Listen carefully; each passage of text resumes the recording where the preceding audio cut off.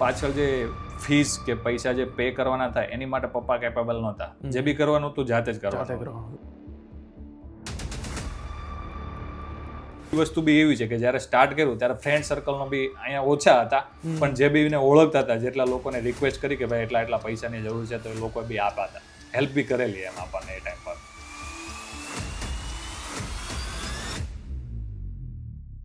Main વસ્તુ કેવું છે કે તમે અજાણતા હોય કે તમે જે વસ્તુ જાણતા નથી એ વસ્તુ તમે કરવા જાઓ તો તમારી માટે ડિફિકલ્ટ છે.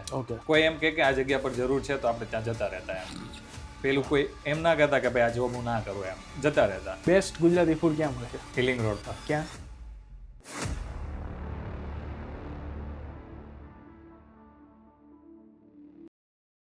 કેમ છો મિત્રો? Welcome to the Gujju talks.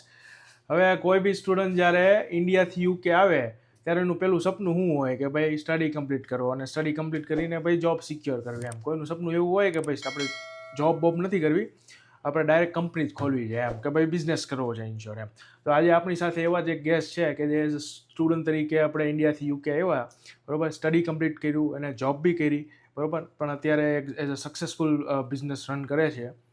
તો આગળની જે ઇન્ફોર્મેશન આપણે કે એની જે સ્ટ્રગલ સ્ટોરી થઈ ગઈ કે બધી વસ્તુ છે આપણે એની સાથે જ જાણીએ. આપણે કેમ છો જમીશભાઈ? મજામાં? બસ મજામાં. ઓકે, તો ઓડિયન્સને જરીક બતાવી દો કે ક્યાંથી છો તમે?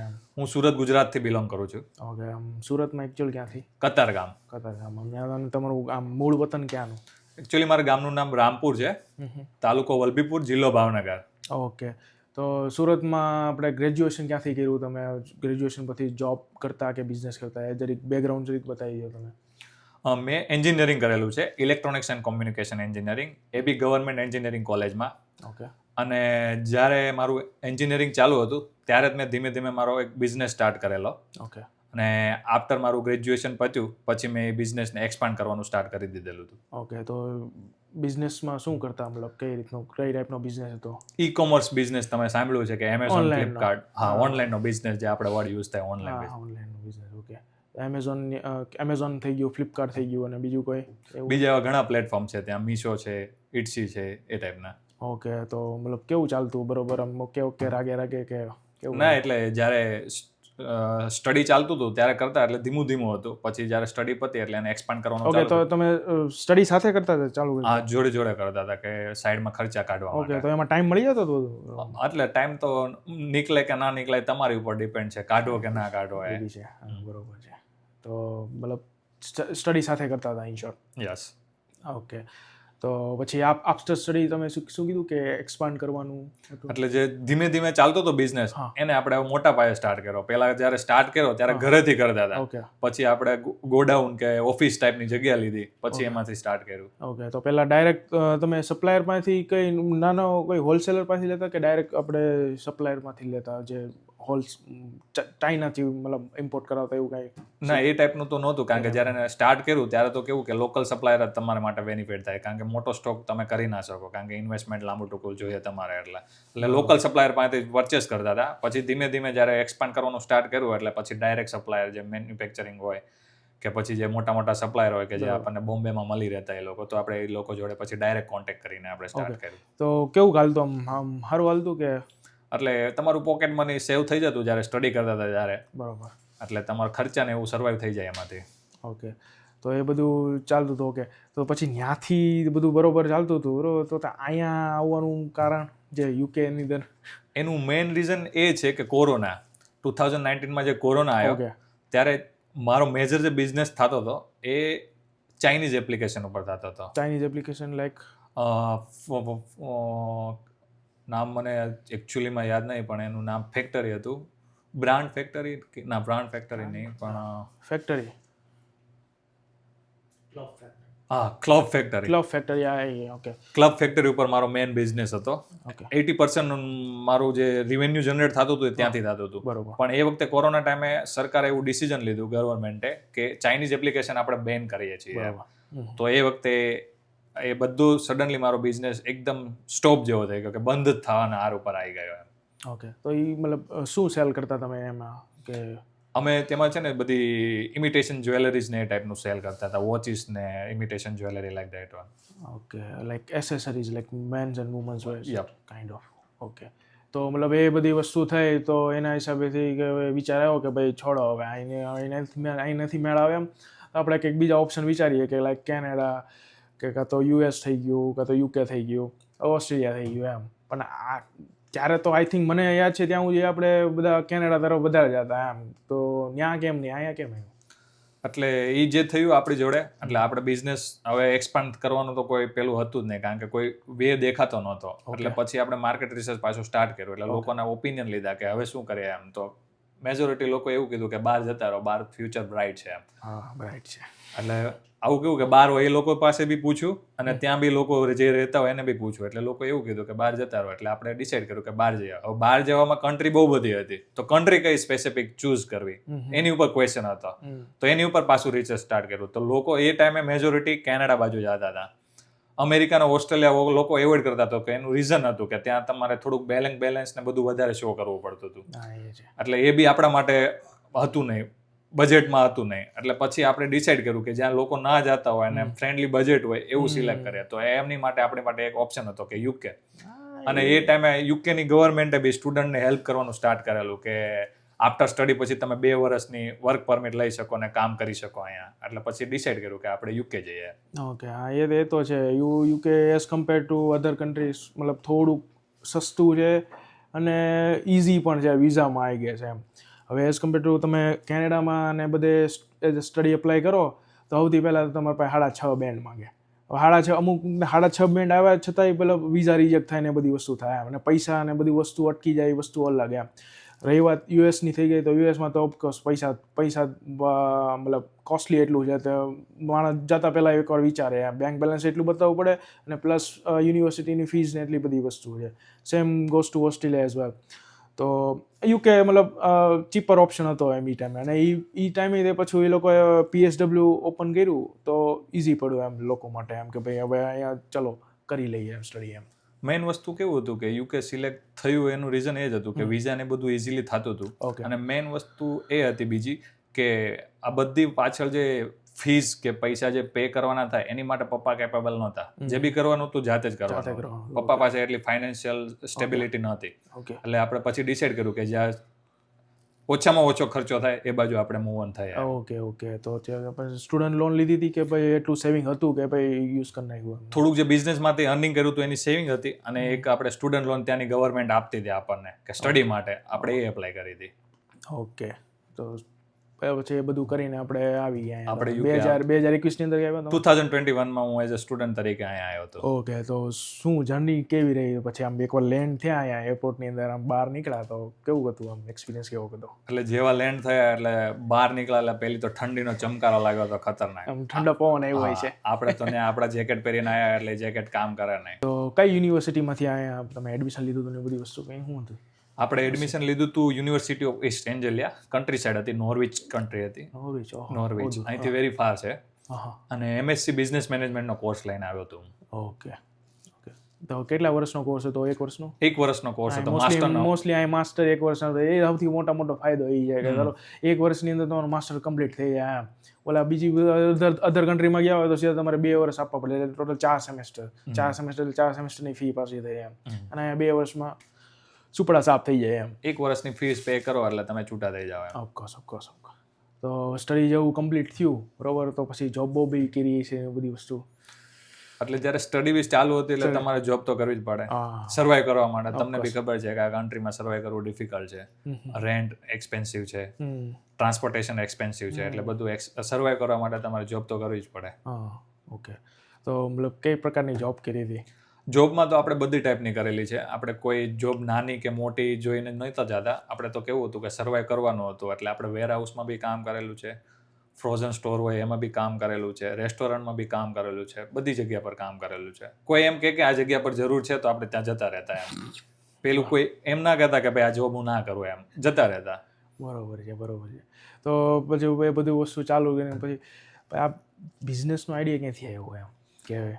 એટલે એ વસ્તુ જ્યારે આપણે ત્યાંથી નીકળ્યા હતા ઇન્ડિયાથી એટલે એક ડિસાઈડ કરીને આવ્યા હતા. માઇન્ડસેટ એક ક્લિયર હતો કે આપણે ત્યાં જઈને બી કેવું કરવાનું છે કે બિઝનેસ જ કરવાનો છે. એક માઇન્ડસેટ ફિક્સ હતું પણ ક્યારે કરવું અને કેવી રીતના કરવું એ કોઈ આઈડિયા નહોતો પણ એક વસ્તુ ફિક્સ હતી કે આપણે બિઝનેસ જ કરવાનો છે. ઓકે, પણ અમુકનું કેવું હોય કે ભાઈ આપણે સ્ટડી કમ્પ્લીટ કરતી અને પછી કંઈક જોબ ગોતી લઈએ, અને જોબ બી એવી કે સ્પોન્સરશીપ વાળી એવી કે મતલબ ગમે એને સેટિંગ થઈ જાય આપણું, કાં તો ગોતી લઈએ, મળી જાય આપણને, અને સિક્યોર મતલબ વે સિલેક્ટ કરી લઈએ એમ કે ભાઈ જાજી એમાં મગજમારી ન હોય, સવારે જવાનું, સાંજે આવવાનું, સૂઈ જવાનું, બસ સિમ્પલ લાઈફ એમ.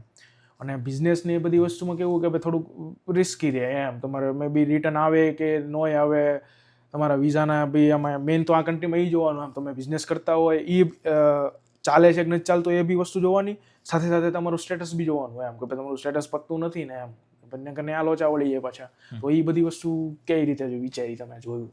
એટલે જ્યાં હું જોબ કરતો હતો એક જગ્યા પર વેરહાઉસ પર, તો ત્યાં એ લોકોએ મને ઓપોર્ચ્યુનિટી આપેલી કે તું અહીંયા કામ કર, અમે તને સ્પોન્સરશિપ આપી દઈશું. ઓકે. પણ મારો માઇન્ડસેટ એવો હતો કે હું કોઈના માટે બીજા માટે કામ કરું અને એ માણસને મોટો બનાવું, તો હું મારી જાત માટે કામ કરીને મને કેમ આગળ ના વધારું. બરોબર. એટલે આપણે ત્યારે ડિસિઝન લીધું કે આપણે સ્પોન્સરશિપ નહીં કરાવી, આપણે આપણામાં જ આગળ વધશું. એ તો છે, આપણે ગમે ત્યાં જોબ કોપ કરતા હોય તો આપણને પેલો વિચાર આવે કે હું અહીં જોબ કરું તો હું જ આવું ચાલુ કરી દઉં તો એમ વિચાર તો આવે એમ, પણ એ બધું ક્યાં વિચારવું કઈ રીતે કે ભાઈ મેઇન તો પૈસાનું હોય ને, કેપિટલ અહીં થોડી ઘણી તો એટલીસ્ટ જોઈએ તમારે ચાલુ કરવા માટે ને એ બધી વસ્તુ. એટલે હું માઇન્ડમાં હતી તમારે? એટલે એ વસ્તુ કેવી હતી કે જ્યારે આવ્યો તો સિંગલ જ તે, પણ આફ્ટર 2 મંથ પછી મારી વાઈફ બી જોડે આવેલી. ઓકે. એટલે એનું જે સેવિંગ થતું હતું, હું ફંડિંગ ભેગું કરતો હતો. એટલે મને ખબર હતી કે ફ્યુચરમાં મારે જરૂર પડશે, એટલે ધીમે ધીમે ફંડિંગ મેં સ્ટાર્ટ કરી દીધું હતું કે બિઝનેસ માટે આપણે એટલું ફંડિંગ તો જોશે જ એમ. એટલે ધીમે ધીમે જે બી સેવિંગ થતું હતું, આપણે પછી ધીમે ધીમે એને સ્ટાર્ટ કર્યું કે ક્યાં ઇન્વેસ્ટ કરવું કે ના કરવું એમ. એટલે જે પૈસા આપણે ફંડિંગ જે બધું થતું હતું, મારો જે ખર્ચો હતો એ મારું હું જે અર્નિંગ કરતો હતો એ બધામાંથી અમે એક્સપેન્સ સર્વાઈવ કરી લેતા હતા. એની જે ઇન્કમ આવતી હતી એમાં અમે સેવિંગ કરતા હતા, અને એ બધું સેવિંગ મને કામમાં આવ્યું. અને એ બીજી વસ્તુ બી એવી છે કે જ્યારે સ્ટાર્ટ કર્યું ત્યારે ફ્રેન્ડ સર્કલનો બી અહીંયા ઓછા હતા, પણ જે બી એને ઓળખતા હતા, જેટલા લોકોને રિક્વેસ્ટ કરી કે ભાઈ એટલા પૈસાની જરૂર છે, તો એ લોકો બી આપ્યા હતા, હેલ્પ બી કરેલી એમ આપણને એ ટાઈમ પર. ઓકે, અમે હેલ્પ બી કરેલી. યુકેની અંદર આપણે 4 વર્ષ તમે કાઢ્યા, તો શું રહ્યો ઓવરઓલ એક્સપિરિયન્સ તમે બતાવો, કેવો રહ્યો? એક્સપિરિયન્સ તો જોરદારનો જ રહે ને. ઓકે. કારણ કે અપ્સ એન્ડ ડાઉન્સ બધું આવેલું છે. ઓકે. આમ ક્યારેક આમ ગયા હોય ને ગમે ને બહાર નીકળ્યા હોય, આપણે સ્ટાર્ટિંગમાં આવ્યા ત્યારે થોડું ઘણું આમ હોય, આમ નવું લાગે, તો આમ ઇંગ્લિશમાં ફાફા પડ્યા એવું કંઈ એવો સીન બન્યો ક્યારેક? એટલે જ્યારે મેજોરિટી જ્યારે યુનિવર્સિટીમાં લેક્ચર અટેન્ડ કરવા જતા ને ત્યારે એ વસ્તુ થતી કે સાલા શું બોલે, આપણને કાંઈ આઈડિયા આવે નહીં, અને બધું બાઉન્સ જાતું. આપણે જે ઇંગ્લિશ ભણીને આવ્યા અને અહીંયા આવ્યા એ ટોટલી ડિફરન્ટ. કારણ કે આ લોકોની જે એક્સેન્ટ છે ને એ આપણે કેચઅપ ના કરી શકીએ. હું મોર કાઇન્ડ ઓફ કે હું તો એમ કહું કે એના એક્શન કરતા તો એને સ્લેંગ, એના જે અમુક સ્લેંગ જે કહેતા હોય ને એ આપણને ન ખબર. આપણને તો કેવું નોર્મલ ઇંગ્લિશ આપણે ભણીને આવ્યો હોય, આપણને ખબર હોય કે આ નોર્મલ ઇંગ્લિશ છે એમ, અને એને આખું અલગ વેમાં આખું કહે, વસ્તુ મિનિંગ એક જ હોય પણ આખું અલગ વેમાં કહે. પણ તો એટલો બધો પેલું નહોતું આવતું, આપણે થોડું ઘણું આવડતું હતું કારણ કે આપણે એન્જિનિયરિંગ ને બધું કરેલું. પણ મેઇન વસ્તુ કેવું છે કે જ્યારે જોબ ઉપર જતા ને ત્યારે યુનિવર્સિટીમાં આટલું બધું આપણે બોલવાનું નહોતું આવતું, પણ જ્યારે જોબ ઉપર જાય ને એટલે કેવું કે એ લોકો આપણે ક્વેશ્ચન કરે તો આપણે એના આન્સર તો ઇંગ્લિશમાં દેવાના, એટલે કેવું કે હા યા રાઈટ, પણ આમ થોડું ઘણું ટૂટલું ફૂટલું ઇંગ્લિશ બી જોડીને એ લોકો અન્ડરસ્ટેન્ડિંગ કરી જાય, એ સમજે આપણે આમથી આમ કરીને એટલે એ સમજી જાય, ભલે આપણે એક વર્ડ બોલીએ પણ એ માણસ સમજે કે નહીં આ કહેવા માંગે, એટલે ધીમે ધીમે એટલે એ આનું આખું સેન્ટેન્સ બોલી જાય એના પર કે હા બસ બસ એ ટાઈપનું. એટલે ધીમે ધીમે કેવું છે કે કોમ્યુનિકેશન થતું ગયું અને થોડી ઘણી ગ્રીપ આવતી ગઈ, જતી રહી એમ.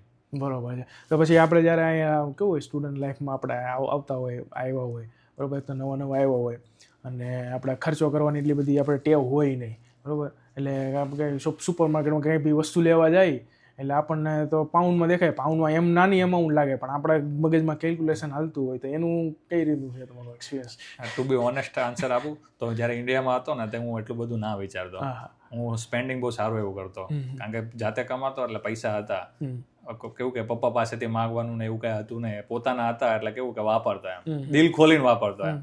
પણ જ્યારથી અહીંયા સ્ટુડન્ટની મેં લાઈફ કાઢી, મને ખબર પડી કે પાઉન્ડ કઈ રીતના અર્ન થાય છે, એટલે એક વસ્તુની ગણતરી કરતો સ્ટાર્ટ થઈ ગયો, જે મારી માટે બહુ મોટો બેનિફિટ છે અત્યારે. હું અત્યારે આજના દિવસમાં બી એક વસ્તુની આવું કાઉન્ટ કરતા, પહેલા હું કાઉન્ટ ના કરતો કોઈ બી વસ્તુનું કે આ વસ્તુ લેવી છે તો ફળદેસાની લઈ લેતો, પણ અત્યારે હું જોઉં કે રિક્વાયરમેન્ટ છે કે નથી.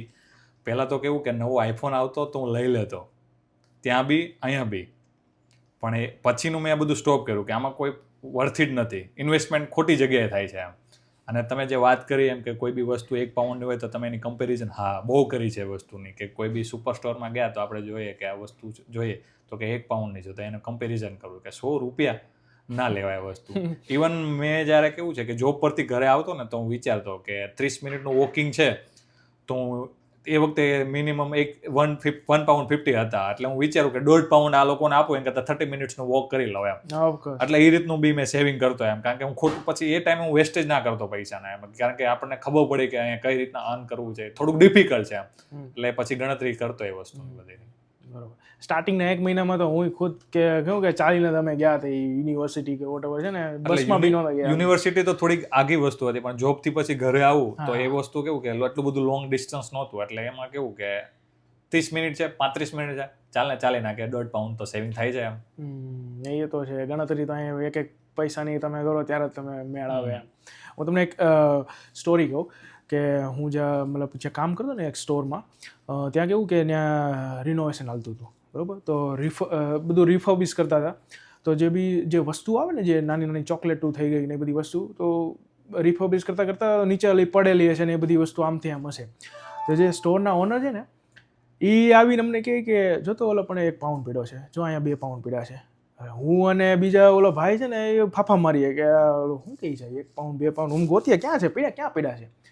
એ અમને કહે કે જો ઓલા આમ ચોકલેટ પીડી, જો આ કિટકેટ પીડી આવડે. એ અમને એ બતાવવા માંગતા હતા કે ભાઈ એક વસ્તુ આમ તમે ગણો કે આ પૈસો છે આનો એમ, એટલે વેલ્યુ છે વસ્તુ. હા, એ લોકોની હતી એમ, કારણ કે એ લોકો એક્સપિરિયન્સ થયેલો એટલે આપણને શેર કરતા. અમે ગુચવાઈ ગયા કે સાલા શું કહે છે 1 પાઉન્ડ 2 પાઉન્ડ એમ પડેલા છે. અમે ગોતીએ, માથો ખંજવાળીએ કે ક્યાં છે પાઉન્ડ એમ, કે જો કે એ જ ફરક છે તમારામાં ને મારામાં એમ. એટલે આપણને વેલ્યુ કરાવતા. એ વેલ્યુ કરાવતા હતા એમ કે ભાઈ એક અહીંયા વસ્તુ એ છે કે એક વસ્તુની તમે ઓલી રાખશો ને ત્યારે તમે થોડાક નીકળી શકશો આગળ એમ. અને વેલ્યુ કરો તો આપણી માટે જ બેનિફિટ છે, ના કરો તો એ તમને ફ્યુચરમાં એ વસ્તુ પ્રોબ્લેમ કરવાની છે. એટલે તમે જેટલું સેવિંગ કરજો એ તમારી માટે જ બેનિફિટ છે. આ વસ્તુનો મને અહીંયા આવ્યો પછી અંદાજો આવ્યો, પણ ત્યાં ઇન્ડિયામાં હું ના કરતો. સેવિંગના નામે મારું 0 હતું, પણ એ વસ્તુનો મને બહુ પોઝિટિવ વે આવ્યો. સેવિંગ તો ઓફકોર્સ હોવું જોઈએ અહીંયા તો. બહુ એ છેલ્લે તમારો હોગો ભાઈ કામમાં ન આવે પણ બચત આવશે. સેવિંગ એટલે મીન્સ કે તમે ખોટો ફિઝુલ ખર્ચ ના કરો, એ તમારું સેવિંગ. તમારી બેઝિક નેસેસિટીની વસ્તુ થઈ ગઈ, જે જરૂરિયાત છે એ વસ્તુ તમે લઈ શકો એમ, પણ જે જરૂરિયાત છે જેમ કે મોજ શોખની વસ્તુ છે લઈ કોઈ મતલબ નહીં. બરોબર છે. ઓકે, તો તમે ઇન્ડિયાથી આપણે નક્કી કરીને આવ્યા હતા બિઝનેસ કરવો હોય કે એમ, તો અહીંયા શું વિચાર્યું પછી શું કરવાનું?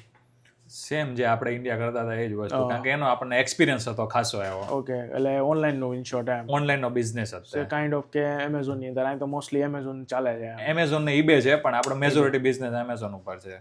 ઓકે, અને સેમ પ્રોડક્ટ બી સેમ ને એ બધી વસ્તુ? ના, અહીંયા પછી અહીંના માર્કેટ પ્રમાણે ડિફરન્ટ પ્રોડક્ટ, ત્યાં જે કરતા હતા એ બી ડિફરન્ટ ને અહીંયા બી ડિફરન્ટ. તો હવે એની પ્રોસિજર શું છે એમ, મતલબ કે ઇઝી છે as compare to India, registration ને બધી વસ્તુ, લિસ્ટિંગ ને બધી વસ્તુ, કે હાર્ડ છે કે ભાઈ ઓકે સિમિલર જ કહેવાય એમ? તો મેઇન વસ્તુ કેવું છે કે તમે અજાણતા હોય કે તમે જે વસ્તુ જાણતા નથી એ વસ્તુ તમે કરવા જાઓ તો તમારી માટે ડિફિકલ્ટ છે. ઓકે, પણ એમેઝોન એવી વસ્તુ છે કે જે મારી પાસે ઓલરેડી એક્સપિરિયન્સ હતો. એટલે એમેઝોનમાં એકાઉન્ટ કઈ રીતના ક્રિએટ કરવું, લિસ્ટિંગ કઈ રીતના ક્રિએટ કરવા, કેમ્પેન કઈ રીતના ચલાવવા, એ બધી વસ્તુ મારી માટે ઇઝી હતી. એટલે એની માટે મને કોઈ પેલી ડિફિકલ્ટી નહીં લાગી. પણ મેઇન વસ્તુ ડિફિકલ્ટ કઈ હતી કે અહીંયાના લો પ્રમાણે કંપની કઈ રીતના રજીસ્ટર કરવી, એની માટેના શું ડોક્યુમેન્ટ જોઈએ, એ બધી વસ્તુ મારા માટે ડિફિકલ્ટ હતી. ઓકે, તો મતલબ તો એ થોડુંક એક્સપ્લેન કરી દો એમ કે ભાઈ કઈ રીતે સ્ટાર્ટ કરવું હોય એમ. તો કોઈ ભાઈ બિઝનેસ તમે, ધારો કે મારે ખુદને ચાલુ કરવું છે એમેઝોનની અંદર સેલિંગ કરવાનું, મને વસ્તુની નથી ખબર, મને નથી કઈ બીજી વસ્તુની ખબર, મને જસ્ટલી ખબર કે મારે એમેઝોનની અંદર સેલિંગ કરવાનું ચાલુ કરવું છે, તો એની સ્ટેપ બાય સ્ટેપ પ્રોસેસ શું આવે એ ખાલી કહી દો કે ઇઝીલી એમ, કે નાનો કે કોઈ માણસને ખબર નથી એ બી મતલબ ઇઝીલી ચાલુ કરી શકે એમ, સ્ટાર્ટ કરી શકે ઇન શોર્ટ. એટલે અહીંયા તમારે એમેઝોનમાં એકાઉન્ટ બનાવવું હોય તો 2 ટાઈપના એકાઉન્ટ ક્રિએટ થાય. એક કોર્પોરેટ એકાઉન્ટ ક્રિએટ થાય અને એક પર્સનલ એકાઉન્ટ ક્રિએટ થાય. પર્સનલ એકાઉન્ટમાં તમારે એટલી બધી ડિટેલ્સ ના માંગે એ લોકો. એક તમારું ક્રેડિટ કાર્ડ જોઈએ અને એક પર્સનલ બેંક એકાઉન્ટ જોઈએ, એ લિંક કરી દો એટલે એકાઉન્ટ ક્રિએટ થઈ જાય. પણ જ્યારે કોર્પોરેટ એકાઉન્ટ તમારે ક્રિએટ કરવું હોય તો એની માટે તમારી પાસે પહેલા કંપની રજિસ્ટ્રેશન હોવું પડે. કંપની રજિસ્ટ્રેશન થઈ જાય પછી એ તમારે VAT રજિસ્ટર થવું પડે જો તમારો બિઝનેસ 95,000 થ્રેશોલ્ડને અપ જાતો હોય તો. એટલે એ પછીની વાત છે, એ જાશે કે નહીં જાય એ પછીની વાત છે. પણ પહેલા તમારે એકાઉન્ટ ક્રિએટ કરવું હોય કોર્પોરેટ તો તમે એની માટે તમારે કંપની રજિસ્ટ્રેશન કમ્પલસરી છે. બરોબર. તો ડિફરન્સ શું છે આમ બંનેનો, કે પર્સનલ અકાઉન્ટ ને કોર્પોરેટમાં કે કોઈ ટર્નઓવરમાં બીજો ફરક પડે કે એવું બધી વસ્તુ હોય? મેઇન વસ્તુ કેવું છે કે પર્સનલ એકાઉન્ટ તમે ક્રિએટ કરો તો એઝ અ પર્સનલ એકાઉન્ટ જે હોય એમાં તમે લાંબુ ટૂંકું સેલિંગ ના કરી શકો. સેલિંગ કરો તો તમારે પછી એને કોર્પોરેટ કરવું જ પડે, કારણ કે 95,000 ની થ્રેશોલ્ડ છે એની ગવર્મેન્ટ HMRC ની. એ તમે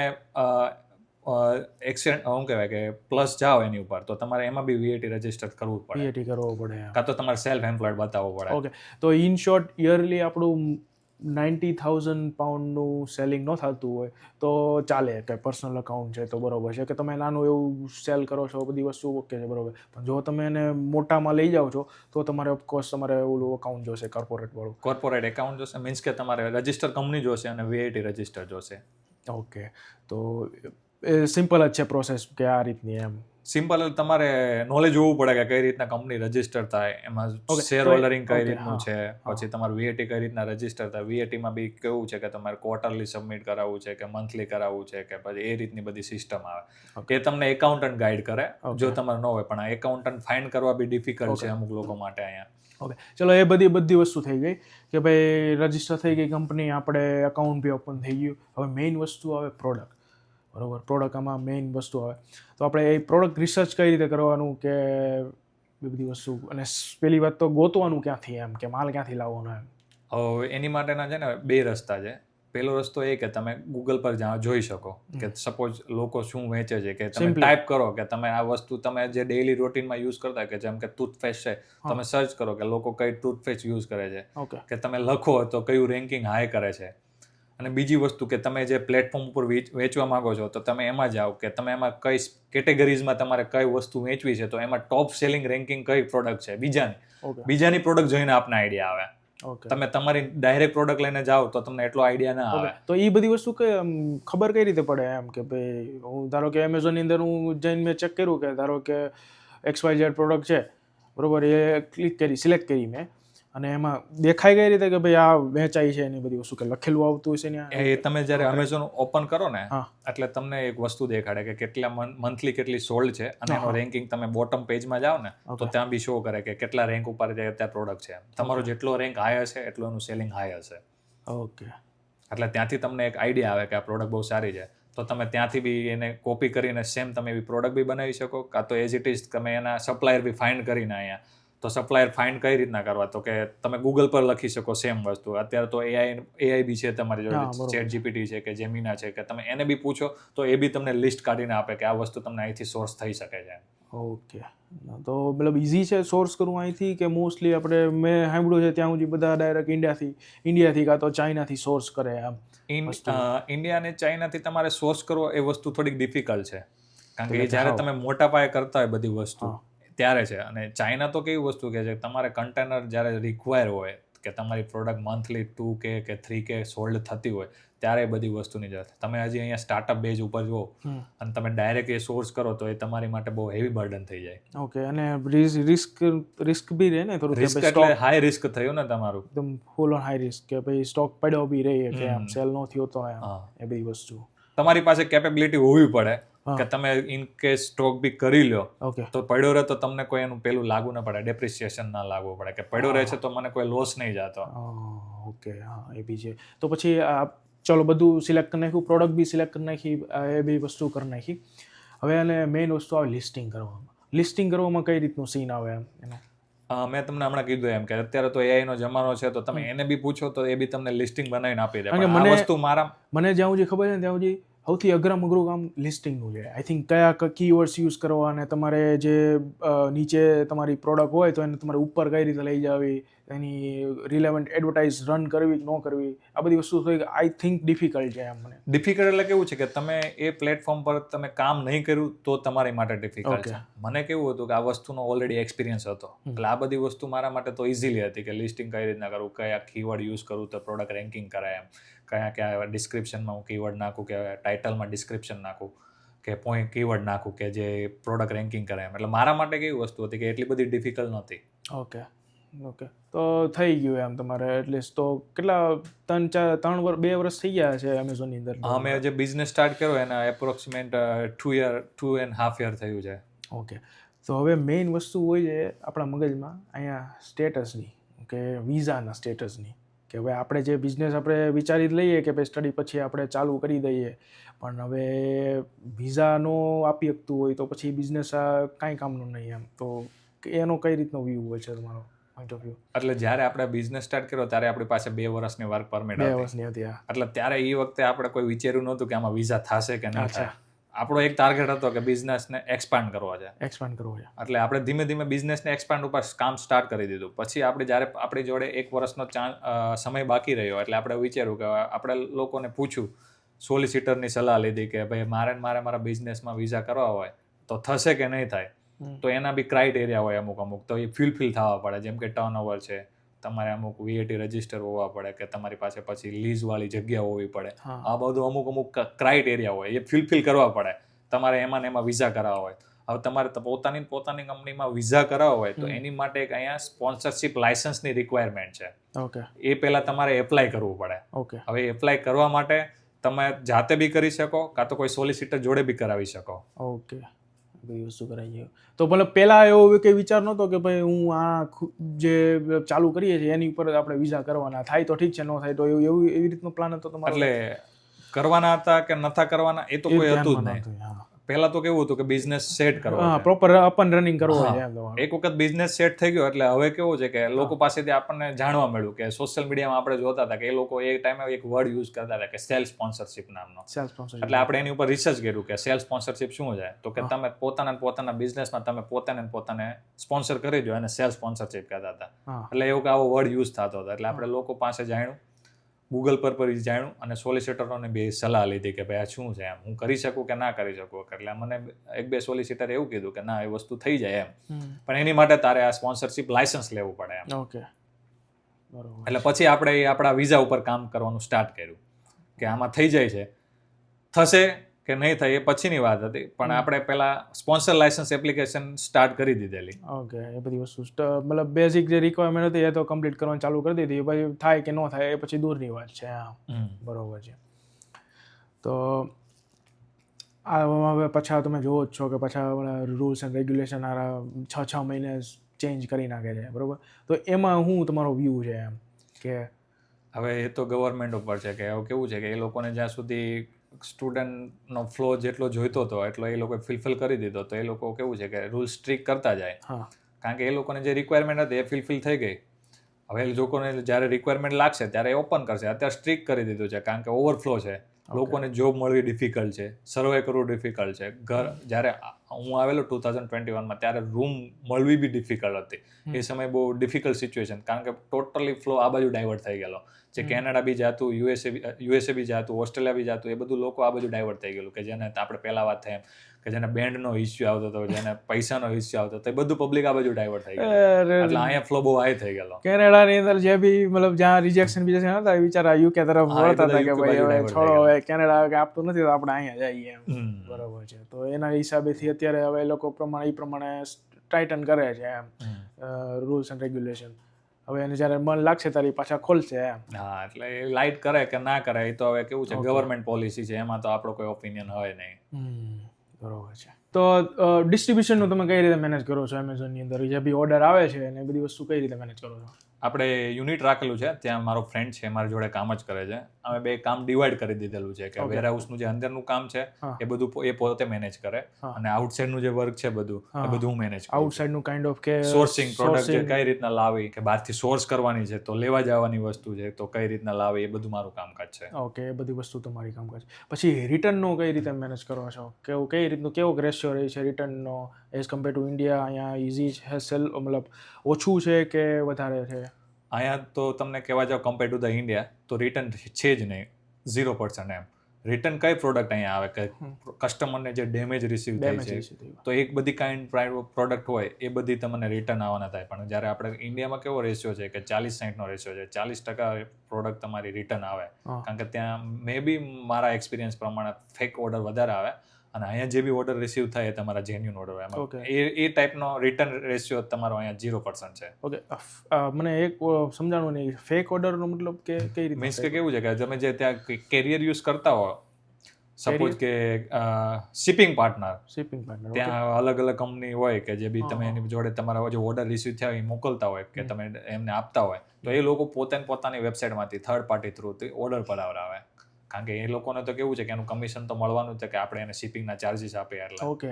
એટલે અમારો આવો એક્સપિરિયન્સ થયેલો મિશોમાં અમે જ્યારે સેલિંગ કરતા ને ત્યારે, કે મેજોરિટી ઓર્ડર આવતા એમાંથી 30-40% તો અમારે રિટર્ન જ આવતા. ઓકે. તો પણ એ વસ્તુ પોસિબલ ક્યારે થાય જ્યારે તમારું ત્યાં આઈ થિંક કેશ ઓન ડિલિવરીનો ઓપ્શન હોય તો થાય ને? હા, કેશ ઓન ડિલિવરીમાં મેજોરિટી પ્રોબ્લેમ એ જ છે, કેશ ઓન ડિલિવરી. કારણ કે ઇન્ડિયામાં એ ઓપ્શન છે કેશ ઓન ડિલિવરી. અમે જ્યારે કરતા હતા, અત્યારની ખબર નહીં, પણ અમે જ્યારે સેલિંગ કરતા હતા ને ત્યારે કેશ ઓન ડિલિવરી વાળો ઓપ્શન હતો.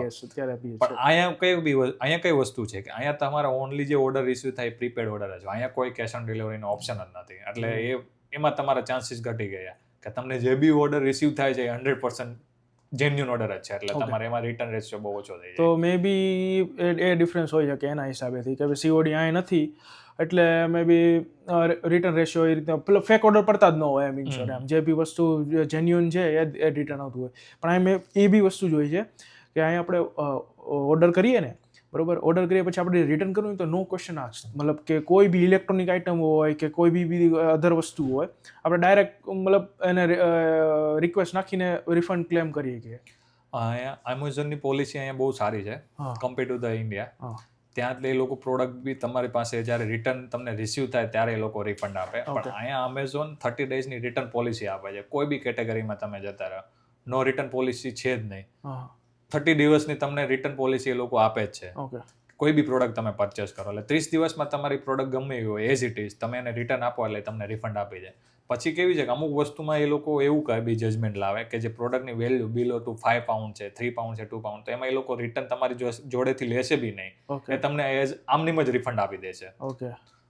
તો એનું શું રીઝન એમ કે ભાઈ રિટર્ન ન લે એમ? રિટર્ન ના લેવાનું રીઝન એ કે તેને છે ને લોજિસ્ટિક ચાર્જ હેવી પડી જાય. હવે 3 પાઉન્ડની વસ્તુ હોય રિટર્ન કરાવે તો એમાં 1 થી કે 2 પાઉન્ડ કે એને જે લોકોને જે મોટો એ લોકો તો અમેઝોનને મોટું કામ છે એટલે એ લોકોને કેવું કે એટલા બધા કેરિયર ચાર્જીસ ના થતા હોય. પણ જ્યારે થર્ડ પાર્ટી યુઝ કરતા હોય તો અમે એવું કોઈ બી એક પાર્સલ બિલો 2 kg નું સેન્ડ કરીએ યુકેમાં તો અમારી જોડેથી 3.5 પાઉન્ડ લે એ લોકો પર પાર્સલ. હા, બિઝનેસ એકાઉન્ટ છે તો બી. હવે તમે નોન બિઝનેસ હોય તો તમારા લગભગ 5 પાઉન્ડ સમથિંગ એ લોકો ચાર્જ કરતા છે. તો એ જે રિટર્ન લાગે એ 2 વે ના 3.5 લાગે કે 1 વે ના? 1 વે ના 3.5 લાગે. 3.5 1 વે ના, બરોબર. અને પછી જો કસ્ટમર રિટર્ન કર્યું તો 3.5 પાછા લાગે. તો અમારે એને પ્રીપેડ લેબલ સેન્ડ કરવાનું. અચ્છા, ઓકે. તો એના પાછા 3.5 બીજા લાગે.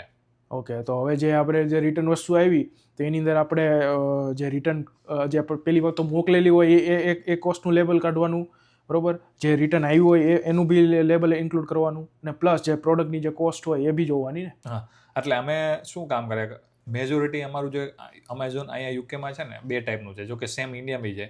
એક જે કરે એ ફુલફિલમેન્ટ બાય મર્ચન્ટ હોય, જે અમે પાર્સલ મોકલે એને ફુલફિલ બાય મર્ચન્ટ કહેવાય. અને જે અમેઝોન પોતે મોકલે જેને ફુલફિલ બાય અમેઝોન કહેવાય. તમે જ્યારે ઓર્ડર પ્લેસ કરો ને તો એમાં લખેલું હોય કે પ્રાઇમ છે, જેમાં પ્રાઇમ લખેલું હોય ને તો એ અમેઝોન પોતે ડિલિવરી કરતો હોય. હા, FBA શોર્ટ નેમ FBA. તો એ તમને ચીપર પડે કમ્પેર ટુ ધ અમારે. કારણ કે અમે જે બી પ્રોડક્ટ સેલ કરતા હોય તો એમાં અમે ઓલરેડી એમાં એડ કરેલા હોય કે અમારા જે કુરિયરનો ચાર્જ છે અમે બધું એમાં એડ કરેલું હોય. પણ જ્યારે FBA તો FBAમાં કઈ રીતની પ્રોસિજર હોય કે અમારે અમારે અમેઝોનને પ્રોડક્ટ મોકલી દેવાની એક બલ્ક બોક્સમાં પેક કરીને. પછી તે ત્યાંથી લોકો સિંગલ પ્રોડક્ટ બનાવીને એ લોકો જે કસ્ટમરના ઓર્ડર રિસીવ થાય એ લોકો ડિસ્ટ્રીબ્યુશન કરી દે કસ્ટમરના ઘર સુધી. ઓકે. તો તમારે પછી જ્યારે પ્રોડક્ટ મોકલો તો તેનું કઈ લિસ્ટ રાખવાનું કે બધી વસ્તુ? એટલે એ બધું તમારે અમેઝોનની સિસ્ટમમાંથી જનરેટ થઈને આવે કે તમારે એને કહી દેવાનું આટલી પ્રોડક્ટ મોકલું છું, એની પર તમારે લેબલિંગ કરવાનું ને એટલી અમેઝોનને મોકલી દેવાની, પછી એ લોકો હેન્ડલ કરી લે. તો એના કોઈ એક્સ્ટ્રા ચાર્જ કે કોઈ? એટલે કુરિયર ચાર્જ દેવાના. પણ એનું જે મેં કીધું એમ કે એ લોકો જોડે જે કેરિયર પાર્ટનર યુઝ કરતા હોય તો એમાં એટલો બધો ચાર્જીસ ન હોય કમ્પેર ટુ આપણે જે થર્ડ પાર્ટી યુઝ કરીએ. એટલે એ નહીં કે જે એના જે વેરહાઉસમાં આવી રીતે FBA ની અંદર તમારી વસ્તુ આપણી સ્ટોર કરે તો જેટલી જગ્યા રોકતા હોય આઈ થિંક એના સ્ક્વેર, એટલે એ સ્ક્વેર ફીટ પ્રમાણે એ લોકો ચાર્જીસ કરે આપણે. પણ એની જે FBA ફીઝ હોય ને એમાં બધું ઇન્ક્લુડિંગ હોય. તમારી પેનલ ઉપર સેલર પેનલ ઉપર બતાવે કે અમે આ પ્રોડક્ટના એટલા ચાર્જ કરશું. એટલે તમારે એ રીતના કાઉન્ટ કરી લેવાના કે તમારે પ્રોફિટ માર્જિન કઈ રીતના સેટ કરવું એમ. તમે સપોઝ કોઈ બી પ્રોડક્ટ એને સેન્ડ કરો એટલે તમારા લિસ્ટિંગમાં સાઈડમાં એક વસ્તુ આવે ત્યાં તમને બતાવે કે અમારી MPA ની ફીસ કેટલી છે અને કેટલી ચાર્જ અમે કરશું એમ.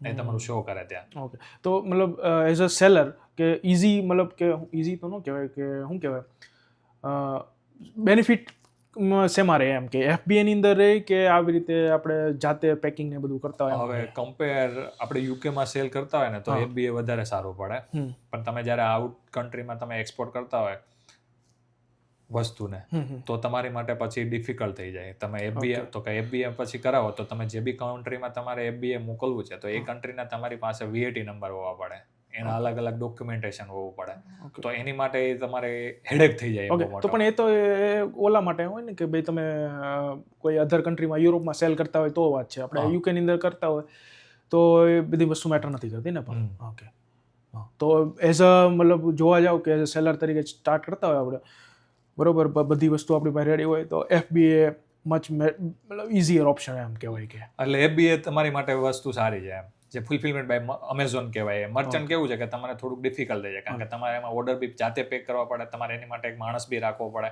પેલું કેવું છે કે અમેઝોન હેન્ડલ કરે એવરીથિંગ. ઓકે, અને મતલબ ક્વિક થઈ જાય એવું કઈ નેક્સ્ટ ડે ડિલિવરી આપે. જો તમે પ્રાઇમ કસ્ટમર હો તો એના માટે તમારે પ્રાઇમ કસ્ટમર બી હોવા જરૂરી છે. હા, એ બી છે. નતર એ તમારી જોડેથી £499 બી ચાર્જ કરે કે તમારે નેક્સ્ટ ડે ડિલિવરી જોતી હોય તો નોન પ્રાઇમ કસ્ટમર માટે. ઓકે, તો એનાથી મતલબ કે અકાઉન્ટ રેટિંગમાં અપ એન્ડ ડાઉન થાય કે એવું? ફરક પડે તમને, લાઈક એકાઉન્ટ હેલ્થ રેટમાં તમને ફરક પડે. ઓકે, અને એકાઉન્ટ જે હેલ્થ રેટ આવે અને મેઇન વસ્તુ કેવું છે કે તમારે કોઈ બી નેગેટિવ રિવ્યુ બી આવ્યા હોય તો એ તમારે જતા રહે, કારણ કે જે Amazon by fulfilment by Amazon કરતા હોય એટલે બધી રિસ્પોન્સિબિલિટી પછી અમેઝોનની હોય, પછી એમાં આપણી કાંઈ રિસ્પોન્સિબિલિટી ના હોય કે કસ્ટમરને વસ્તુ મળી કે ના મળી, ડેમેજ મળી તો કેવી રીતના ડેમેજ મળી તો બધું હેન્ડલ અમેઝોન કરે. કસ્ટમર અમને મેસેજ ના કરે, પછી અમેઝોન ડાયરેક્ટ મેસેજ કરે. ઓકે, તો પછી ઓકે, તો જ્યાં આપણે આપણી વસ્તુ મૂકી દીધી, બરોબર, બધી વસ્તુ થઈ ગઈ, હવે ધારો કે એમેઝોનથી જ મિસપ્લેસ થઈ ગઈ ને એ બધી વસ્તુ થઈ ગઈ તો એનું તમને રીએમ્બર્સમેન્ટ આપે એ લોકો. ઓકે, કારણ કે જે બી તમે પ્રોડક્ટ મોકલી છે એ ટ્રાન્ઝિટ ટાઈમ કે પછી ત્યાંથી ખોવાયેલી છે, એ લોકો પાસે એક ફિગર હોય કે સપોઝ તમે 200 પ્રોડક્ટ મોકલી છે તો એ લોકોને કેટલી રિસીવ થઈ જાય, રિસીવમાંથી કેટલી સેલ થઈ જાય, કેટલી નથી થઈ, તો જે બી જે બી તમારી ડિફરન્સ હોય કે આટલી ક્વોન્ટિટી મિસિંગ છે તો તેનો તમે ક્લેમ કરી શકો, અને ક્લેમ પરથી તો લોકો તમારી પાસે ડોક્યુમેન્ટેશન માગે કે તમે ઇન્વોઇસ આપો કે જે બી વસ્તુ હોય એ તમે સબમિટ કરો, એટલે એની ઉપર એ લોકો કામ કરે અને એનું તમને રીએમ્બર્સમેન્ટ સેટ કરી આપે. ઓકે, તો in short as compare to તમે જોવા જાવ તો FBA ઇઝીયર, મતલબ સારું રહે એમ જોવા જાવ તો. Okay, nice. તો હવે મેઇન વાત રહી આપણે સ્પોન્સરશિપની, તો બરોબર, કેટલો ખર્ચો થયો લાઇસન્સ લેવામાં ને બધી વસ્તુમાં, અને કેટલી વાર લાગી ને બધી વસ્તુ? એપ્રોક્સિમેટ અમારે લાઇસન્સ આવતા 6 to 7 મંથ થઈ ગયા હતા. ઓકે, એનું રીઝન હતું કે કમ્પ્લાયન્સમાં ગયેલું આપણે. કમ્પ્લાયન્સમાં જાય ને એટલે તમારું ઇન્ટરવ્યુ કન્ડક્ટ થાય. ઇન્ટરવ્યુમાં એપ્રોક્સિમેટ 2 મંથ જેવો ખાઈ જાય એ લોકો, 2 મંથ જેવો ટાઈમ લઈ લે. અને ટોટલ ખર્ચો તમે જો કહો છો એ મારે થયો £3,000. એમાં મેં 2,000 સોલિસિટરની ફીસ આપી હતી અને £500 ગવર્મેન્ટ ફીસ પે કરી હતી, અને પ્લસ 500 મેં પ્રાયોરિટી માટે આપેલા. જો £500 એપ્લિકેશન ફી થઈ ગઈ, £2,000 સોલિસિટરને જે કાગળિયા બનાવવાના બધા થયા, અને £500 પ્રાયોરિટીના એ બધા. ઓકે, એટલે £500 પ્રાયોરિટીમાં એટલે આપ્યા હતા કે એ 10 વર્કિંગ ડેઝમાં આન્સર આપે, નકર જો તમે નોર્મલ કરો તો તમને 4 to 8 વીક્સમાં આન્સર આપે. એટલે એ વખતે આપણે વિચાર્યું કે મને સજેશન આપ્યું એ લોકોએ કે તું પ્રાયોરિટીમાં મૂક, આવી જશે એમ, એટલે આપણે એના સજેશન ઉપર આપણે ચાલ્યા. ઓકે, તો મતલબ ફાઇનલી બધું આવી ગયું બધું? હા, એટલે એપ્રોક્સિમેટ આપણે 6 to 7 મંથ્સમાં આપણી જોડે લાયસન્સ આવી ગયું હતું સ્પોન્સર. ઓકે, લાયસન્સ આવ્યા પછી એમાં સેલ સ્પોન્સરની કઈ રીતની હોય છે? એટલે સેલ સ્પોન્સર તો કેવું છે કે એક યુઝ કરેલો છે વર્ડ, પણ કોઈ બી કંપની તમને સ્પોન્સર કરે તો તમે કેમ કીધું કે સ્કિલ વર્કર, તમે કોઈ બી કંપનીમાં તમને સ્પોન્સર કરી દે કે સ્કિલ વર્કર થયું, તો કંપની મારી છે તો એમાંથી મેં એક કોર્સ ઇસ્યુ કર્યો, અને એ કોર્સ મેં મારા નામે ઇસ્યુ કર્યો, અને એમાં મને સ્પોન્સર થઈ ગયું, એટલે એ લોકો સેલ સ્પોન્સર. હકીકતમાં એ કોઈ છે નહીં સેલ. ઓકે, તમે તમારી રીતે મારી કંપની હતી એમાં મને સ્પોન્સર થઈ ગયું, એટલે એ લોકો એવો વર્ડ યુઝ કર્યો કે સેલ સ્પોન્સર, પણ હકીકતમાં કોઈ એવું છે નહીં. ઓકે, તમે તમારી રીતે જોબ ક્રિએટ કરી અંદર, એક જોબ ક્રિએટ કરી, એક કોડ એવો યુઝ કર્યો અને સેલરી મતલબ કોસ્ટ જનરેટ કર્યો અને અપ્લાય કર્યું, અને એની ઉપર તમે વિઝા અપ્લાય કર્યા અને વિઝા ગ્રાન્ટ થઈ ગયા. તો તમારું જે એમેઝોનની અંદર હવે તો બધું અપ એન્ડ રનિંગ થઈ ગયું છે, બરોબર, તો વિઝાનો કઈ રીતનો સીન છે? તો પછી એટલે વિઝા આપણે કેવું છે કે પ્રોસેસ આપણે સ્ટાર્ટ કરી દીધેલી એ વખતે. ઓકે, કે જ્યારે બિઝનેસ સ્ટાર્ટ કર્યો એટલે મેં તમને કીધું 1 વર્ષ સુધી તો આપણે એક્સપાન્ડ ઉપર કામ કરું, 1 વર્ષના વિઝા બાકી રહ્યા એટલે આપણે એની ઉપર કામ સ્ટાર્ટ કરી દીધું. એટલે સ્પોન્સર લાઇસન્સની જે બી રિક્વાયરમેન્ટ હતી એ ફિલફિલ કરવાની સ્ટાર્ટ કરી દીધી. જે બી ડોક્યુમેન્ટ હોય એ બધું રેડી કરવાનું સ્ટાર્ટ કરી દીધું. એટલે આપણે 6-7 મહિનાની પ્રોસેસ રહી હતી. ઇન બિટવીન ધીસ ટાઈમ આપણે સ્પોન્સર લાઇસન્સ મળી ગયેલું આપણને. ઓકે, હવે ધારો કે ન મળ્યું હોત તો એનો કોઈ ઓપ્શન બી વિચાર્યો હતો તમે, કે પ્લાન બી? પ્લાન બી માં આપણે એવું કર્યું હતું કે જો ન થાય તો એને માટે 2 પ્લાન રાખેલા આપણે. 2 પ્લાન, કે એક બીજો ધંધો બી જોડે જોડે સ્ટાર્ટ કરેલો. ઓકે, જે રેસ્ટોરન્ટ આપણે સ્ટાર્ટ કર્યું હતું. ઓકે, રેસ્ટોરન્ટ છે. અને બીજો પ્લાનમાં એવું કે મારી વાઈફના વિઝા કરાવવાનું, તો એના બી ડોક્યુમેન્ટેશન કે જે પેપર વર્ક હોય એ આપણે રેડી કરીને રાખ્યું હતું કે ઇન કેસ આમાંથી બી ન મેળ આવે તો પછી આમાં એમ. ઓકે, બરોબર છે. તો તમે જે તમારો સેકન્ડ જે બિઝનેસ છે રેસ્ટોરન્ટનો, એનો કેટલો ટાઈમ થયો? એનો એપ્રોક્સિમેટ 2 યર થવા આવ્યા એના બી. ઓકે, તો એનું થોડુંક આપી દો ડિસ્ક્રિપ્શન કે ભાઈ કઈ જગ્યાએ છે અને શું એની યુએસપી છે અને બધી વસ્તુ. આપણે જે રેસ્ટોરન્ટ છે એનું નામ ધ ફ્યુઝન ફેક્ટરી કરીને રાખેલું છે. અને એમાં મારો એક કઝિન બ્રધર છે, મારી જોડે પાર્ટનરશિપમાં છે. તો બધું હેન્ડલ એ જ કરે છે. ઓકે, મેજોરિટી કામકાજ, પણ મારું કામ એમાં માર્કેટિંગનું છે. માર્કેટિંગનું કામકાજ. અને એ આપણે વેમ્બલીમાં ઇલિંગ રોડ તમે સાંભળ્યો છે, ફેમસ રોડ છે. તો હાઈ સ્ટ્રીટ. તો ત્યાં આપણે રેસ્ટોરન્ટ સ્ટાર્ટ કરેલું. રેસ્ટોરન્ટ મીન્સ કે એક ટેક અવે જેવું છે. તમે બહાર યુનિટ નાનું છે પણ બહાર તમે કોમન સિટિંગ એરિયા રાખેલો છે, એમાં તમે બેસી ઓકે, ઓકે, એટલે મતલબ કે નાનું એવું ઈટિંગ એરિયા છે અને થોડુંક ટેક અવે વાળો સીન છે. એટલે બહુ પેલું કહેવાય કે હેવી રેસ્ટોરન્ટ એ ટાઈપનું નહીં. હા, સ્મોલ ઇન્વેસ્ટમેન્ટ વાળું. સ્મોલ ઇન્વેસ્ટમેન્ટ વાળું છે. પણ એ હાઈ સ્ટ્રીટમાં મેં જોયું છે તો બહુ બધી લાઈનમાં બહુ બધી રેસ્ટોરન્ટ છે, તો બધી એ બધું કેમ મેળ આવે છે? હવે મેલમાં તો કેવું છે કે આપણે એ વખતે નક્કી કર્યું હતું કે પ્લાન બી કંઈક રેડી કરે. એટલે પ્લાન બીમાં એ ભાઈને 15 યર્સનો એક્સપિરિયન્સ હતો. મારો જે ભાઈ છે ને એને રેસ્ટોરન્ટ મેનેજમેન્ટમાં, ફૂડ ઇન્ડસ્ટ્રીમાં મેનેજમેન્ટમાં. હા, એટલે અમે બે ડિસાઈડ કર્યું કે કંઈક કરીએ એમ. એટલે એ ટાઈમે અમે બહુ બધું રિસર્ચ કર્યું કે કઈ જગ્યાએ શોપ લેવી ના લેવી. તો જ્યારે અમે રિસર્ચ કરતા હતા ત્યારે આ રોડ ઉપરની અમુક શોપ હોય કે જે ખાલી પડી હોય કે જે એઝ ઇટ ઇઝ રેસ્ટોરન્ટ હોય, તો એની છે ને અહીંયા ગુડવિલ કહેવાય. અહીંયા લોકો ગુડવિલ માંગે કોઈ બી શોપની. તો એ આપણી માટે એફોર્ડેબલ નહોતી, કારણ કે બહુ હેવી કહેતા હતા. ગુડવિલ કોને આપવાની હોય? જે આપણે ધારો કે ચાલુ ધંધો કાં તો ચાલુ રેસ્ટોરન્ટ, ચાલુ ટેક અવે લેતા હોય તો આપવાની હોય ને? ચાલુ હોય કે બંધ હોય, રેસ્ટોરન્ટ આખું સેટઅપ કરેલું હોય તો લોકો ગુડવિલ લઈ શકે, કારણ કે એમાં ઓલરેડી બધું સેટઅપ હોય, કે કેનોપી સેટ કરેલી હોય, પાછળ કિચન હોય, એના ઇક્વિપમેન્ટ હોય, તો એની એક વેલ્યુ માંગે એ લોકો. તો એ બી હાઈ વેલ્યુ થતી હતી, કારણ કે રોડ ટચની તમે જગ્યા લેવા જાઓ તો એનું સેટઅપ બહુ હેવી થઈ જાય. એટલે આપણા બજેટમાં નહોતું થતું. એટલે પછી અમે ત્યાં ઇલિંગ રોડ ઉપર 1-2 જગ્યા જોઈ, તો એમાંની એક આ જગ્યા હતી કે જે અમારા બજેટમાં સેટ થતી હતી. પછી આપણે ત્યાં સ્ટાર્ટ કર્યું. ઓકે, તો શું નામ છે રેસ્ટોરન્ટનું? ધ ફ્યુઝન ફેક્ટરી કરીને. ફ્યુઝન ફેક્ટરી નામ છે. ઓકે, તેની મેઇન યુએસપી શું છે? આપણે એમાં અત્યારે છે ને નોર્થ ઇન્ડિયન ફૂડ સર્વ કરીએ છીએ ટોટલી. નોર્થ ઇન્ડિયન કઈ બ્લેન્ડ વિથ કઈ એની કઈ મિક્સ? છોલે કુલચા તમે સાંભળ્યું, પછી છોલે ભટુરે, પછી બધી ડિફરન્ટ કાઇન્ડ ઓફ ચાપ છે. ઓકે, આપણે સુરતનું કંઈ વેચો તો અંદર?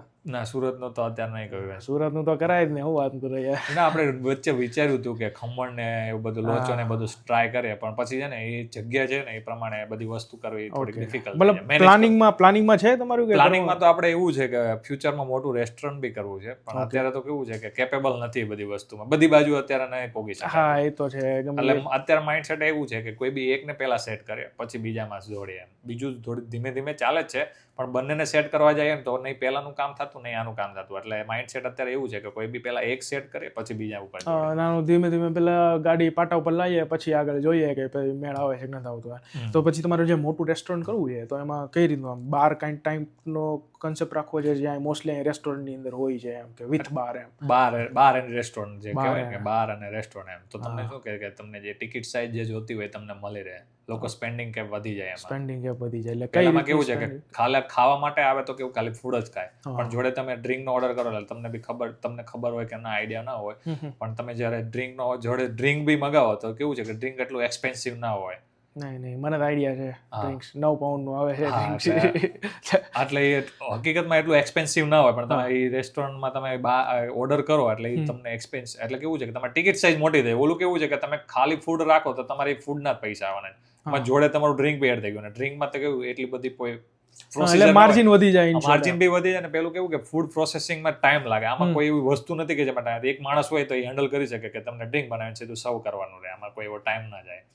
ઓકે, તો મતલબ એ રીતનો માણસ છે કે ભાઈ બાર ને વિથ રેસ્ટોરન્ટ ને એ રીતનું. ઓકે, તો તમે જ્યારે આવડું આ જે ફ્યુઝન ફેક્ટરી છે એ ચાલુ કર્યું તમે, તો એમાં કસ્ટમરને ખેંચવા માટે તમે કઈ યુનિક ટેકનિક યુઝ કરી હતી કે એવું કાંઈ એટલે આપણે સોશિયલ મીડિયા યુઝ કરતા હતા, ઇન્સ્ટાગ્રામમાં આપણે રીલ્સ ક્રિએટ કરીને મૂકતા એ હતા અત્યારે કે જે બી અમે trendમાં વસ્તુ બનાવીએ છીએ એ લોકોને પ્રેઝન્ટ કરતા, તો લોકો જોઈ જોઈને આવતા અને એને અમને કસ્ટમર બી મળી રહેતા.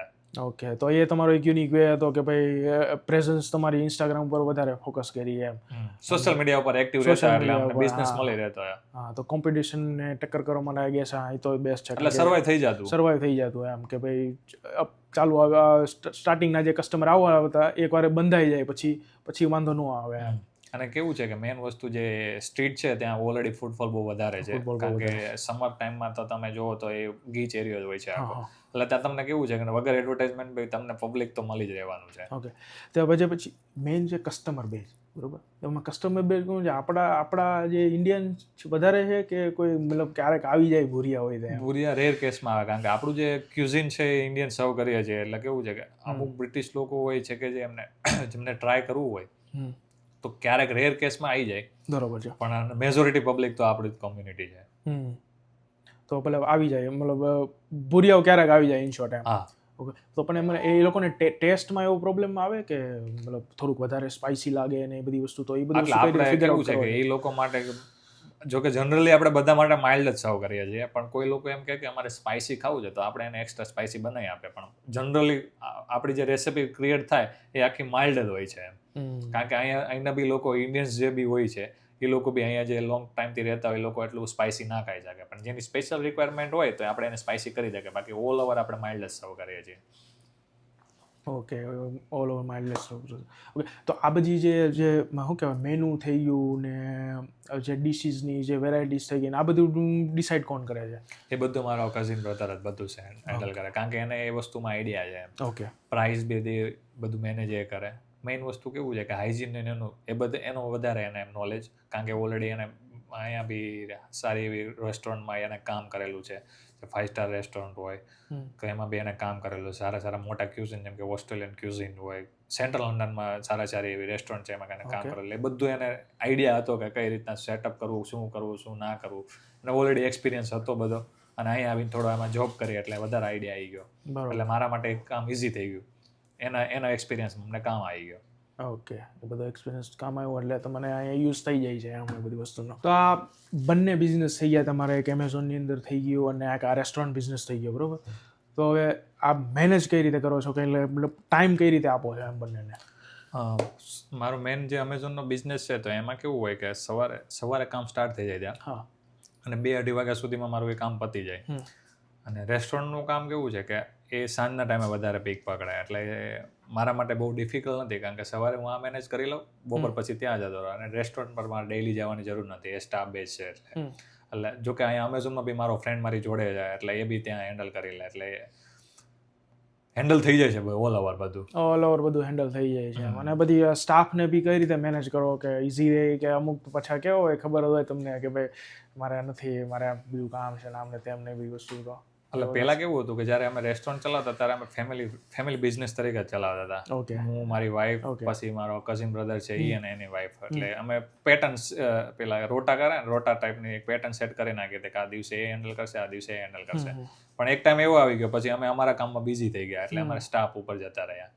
સ્ટાફમાં બી કેવું કે પાર્ટ ટાઈમ સ્ટાફ રાખીએ છીએ આપણે, એ રાખતા એ ટાઈમે, પણ અત્યારે એક ફૂલ ટાઈમ એક રાખીએ છીએ. એમાં આટલી બધી મગજમારી નહીં હોતી, કારણ કે આપણને અત્યાર સુધીમાં જે બી સ્ટાફ મળ્યા છે બધા સારા મળ્યા છે, એટલે કોઈ ઇસ્યુ નથી. અને આપણે કોઈ સ્ટાફને સ્ટાફ તરીકે આપણે નહીં રાખતા, એઝ અ ફેમિલી મેમ્બર તરીકે જ રાખીએ છીએ, એટલે એ લોકોને બી ત્યાં એન્વાયરમેન્ટ ગમે છે, એટલે બહુ એવું ઇસ્યુ નહીં આવતો. એ છે, એ તો રાખવા પડે, ફેમિલી થોડી કરી રાખવા પડે. એટલે કેવું છે કે તમે કોઈને એ રીતના સામેવાળાને ઓબ્ઝર્વેશન કરાવરાવો કે ભાઈ આ લોકો આપણને એઝ અ સ્ટાફ તરીકે ટ્રીટ કરે છે, તો પછી એ લોકોને બી ખરાબ લાગે થોડુંક એમ. એટલે અમે કેવું છે કે એન્વાયરમેન્ટલ અંદર એક એવું ક્રિએટ કર્યું છે કે ફેમિલી જેવું જ લાગવું પડે, કે જે સ્ટાફ તરીકે સ્ટાફ ગાળ દઈને ન જવો જોઈએ, એટલે એને એવું લાગવું ના પડે કે મારી જોડે ખોટું થાય છે, કારણ કે આપણે બે આ વસ્તુ આગળ કરેલી છે, આપણને બી ખબર છે કે ભાઈ કેવું ફીલ થાય, કેવું ગિલ્ટ થાય આપણને, કે કોઈ વસ્તુ આપણને આમ કહે કે ના કહે, એટલે આપણે આ બધું એક્સપિરિયન્સ કરેલો છે, એટલે આપણે કેવું છે કે કોઈ ઉપર આ વસ્તુ એ લોકો ઉપર ના થાય એમ આપણે એવી ટ્રાય કરે, કદાચ થઈ જાય તો પછી આપણે એને એન્ડમાં કહી બી દઈએ કે ભાઈ અમારો ઇન્ટેન્શન આવો નહોતો, હા પણ કેવું છે કે પછી બિઝનેસની જગ્યા ઉપર એમ હા એ તો છે. કામના બાબતમાં તમે વાત કરી દો કે ભાઈ આપણે પર્સનલ વાત લેતે તો એને કોઈ દી કઈ કહેતા જ નથી હા કોઈને હા બી. of course. જ્યાં બી આપણે કામ તમે એને કામ આપ્યું અને પછી એ કામ થવું પડે. આપણું ઓલ ઓવર શું હોય કે જે કામ આપ્યું હોય, જે ટાસ્ક હોય તમારો ફિનિશ થઈ જતો હોય તો તમને બી કાંઈ ના હા હોય ને. મજા કરો ને, હા પછી તમે મજા કરો એમ, પછી તમારે કામ બાકી હોય ને તમે આ બધું આમ એટલે તમે મોજશોખ કરો એ વસ્તુ ના ના ના એ બધું ના આવે. કામના સમય પછી કામ કરી લેવા. હવે જાતા જાતા આપણે એક રેપિડ ફાયર રાઉન્ડ લઈ લઈએ, બરોબર છે? કઈ વાંધો નહીં. ઓકે, તો લંડન કે ગુજરાત? ગુજરાત. ઓકે, ચા બિસ્કિટ કે કોફી ટુ ગો? ચા બિસ્કિટ. ચા બિસ્કિટ. ઓકે, ટ્યુબ કે ઉબર? ઉબર. એટલે કે હું કહું કે ટ્યુબ કે રિક્ષા? રિક્ષા. પાઉન્ડ કે રૂપિયા? પાઉન્ડ. પાઉન્ડ અત્યારે 120 નો ભાવ હાલે એટલે 25. બરાબર, ઓકે છે. લંડનનો વરસાદ કે ગુજરાતનો તડકો? ગુજરાતનો તડકો. ઇન્ડિયન ફૂડ કે British food? Of course Indian food. Indian. Come on. દિલ સે ઇન્ડિયા. ઘરનું ખાવાનું ટેક અવે? ઘરનું. ઓકે. અર્લી મોર્નિંગ શિફ્ટ કે નાઇટ શિફ્ટ? એ કઈ નહીં. Okay, next question. સૌથી વધારે શું મિસ કરો ઇન્ડિયામાં? ખાવાનું. Street food. Street food. લંડનમાં સૌથી વધારે મતલબ મુશ્કેલ શું લાગે? સ્ટ્રગલ. એટલે ઓકે, એક્શન બદલાયો કે હજી પ્યોર ગુજરાતી જ છે? કાઠિયાવાડી કાયદેસર. પ્યોર ગુજરાતી છે. ઓકે. સન્ડે એટલે રેસ્ટ કે મતલબ કે extra work? Extra work. Extra work. Nice. First salary જે આવી ત્યાં એની જે યુકે પાઉન્ડમાં, એનો એક શબ્દમાં વર્ણન કરવું હોય તો? ભગવાનને અર્પણ કર્યા હતા. અચ્છા.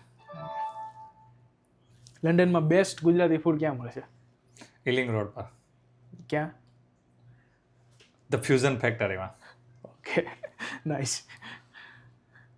ઓકે, અબ્રોડ આવવાનો ડિસિઝન સાચો લાગ્યો? 50-50. 50 લાગ્યો. ઓકે. એક વસ્તુ કે જે તમને પહેલા કહે તો સારું હતું? ત્યાં ન જા. ઓફકોર્સ. ફેમિલીથી દૂર રહેવાનું સૌથી ટફ શું છે? બધા ફેસ્ટિવલ જે મિસિંગ થાય. તો હવે અહીંયા રહેતા જે સ્ટ્રગલ કરતા હોય છોકરાઓ બધા, તો એને હું એક સલાહ આપશો તમે કે જે એને મતલબ ધંધો કરવો છે કાં તો બિઝનેસ કરવો છે અહીંયા, એને શું સલાહ આપશો તમે? જો તમે એવું વિચારતા હોય કે તમારે ધંધો કરવો છે તો તમે એની ઉપર લાગી પડો. ધંધો એવી વસ્તુ છે કે જે શોર્ટ ટર્મનું રિટર્ન ના આપે, એ લોંગ ટર્મ માટે તમારી માટે બેનિફિટ હોય છે. એટલે તમારે જે બી કામ કરવું છે એની ઉપર તમે લાગી પડો. તમે એમ વિચારજો કે હું આ જગ્યાએ એટલા જગ્યાએ આમ તેમ દોડું અને એટલે પૈસા કમાઈ લઉં, એની કરતાં જો તમે લોંગ ટર્મનું વિચારીને તમે ત્યાં ઇન્વેસ્ટ કરશો તો તમારી માટે બેનિફિટ છે. અને તમે જ્યારે વિચારવાનું ચાલુ કરી દેશો એટલે તમને એની ઉપર વિચાર આવશે. તમે બહાર જશો તો કે આ વસ્તુ કરું તો આ બિઝનેસ કરું તો તમને એવા વિચાર આવશે. જો તમે જોબમાં રહેશો તો તમે એમ વિચારશો હું પેલી જગ્યાએ જઈને એટલા પૈસા ભેગા કરું, ત્યાં જઈને એટલા પૈસા ભેગા કરું, તો કોઈ બેનિફિટ નહીં. તમારે જે પ્લાન કરવું છે તમે એની ઉપર કામ કરવાનું ચાલુ કરી દો. આ હતો આજનો એપિસોડ અને મળશું આપણે નેક્સ્ટ એપિસોડમાં આવી જ એક સ્ટ્રગલિંગ અને ઇન્સ્પાયરિંગ સ્ટોરી લઈને. તો લાઇક, શેર અને સબસ્ક્રાઈબ કરી દેજો ધ ગુજ્જુ ટોક્સને. અને જો સલાહ આપશો તો બહુ સારું, અને સહકાર આપશો તો એની કરતાં વધારે સારું. તો મળશું નેક્સ્ટ એપિસોડમાં. આવજો.